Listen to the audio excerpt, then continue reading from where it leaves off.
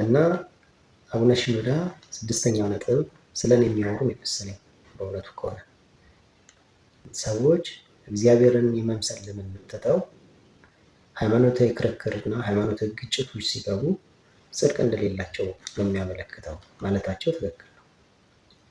ምክንያቱም እኔ ተማሪ ሆኜ ከኃጢአት ስፍራ ከዝሙት ስፍራ ሄጄ ከሙስሊም ወንድሞቼ ጋር ኢየሱስ ጌታ ነው፣ ኢየሱስ አምላካችን ነው እያልኩ የተከራከርኩበት ጊዜ ያሳፍረኛል። ምክንያቱም መቅደም የነበረበት ኢየሱስን መምሰል እና ከኃጢአት መራቅ ነበር። ከክርክሩ በላይ በእግዚአብሔር ዘንድ ዋጋ የሚያሰጠው ከኃጢአት መራቄ ነበር። ነገር ግን እኔ በድፍረት በልህ እንዴት ኢየሱስ ነብይ እንዴት ትላለህ? ከሙስሊም ጓደኞቼ ጋር እከራከር ነበር።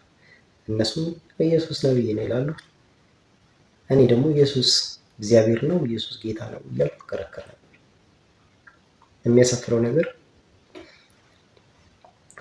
ሴት አቅፌ በዋልኩበት እጄ መጽሐፍ ቅዱስ እየገለጥኩ ማስረዳቴ ነው በጣም አሳፋሪ ነገር።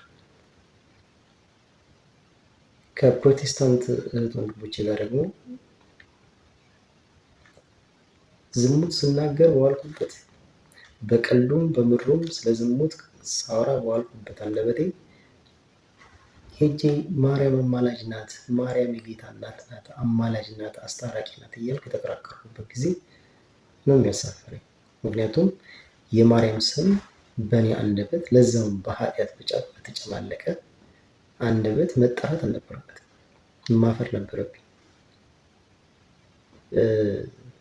በንጹህ አንደበት መጠራት የሚገባት በጻድቃን አንደበት መጠራት የሚገባት የጌታዬ እናት ዝሙት ሲያወራ በኋላ አንደበት ሰው አፍ መጠራት አልነበረባትም።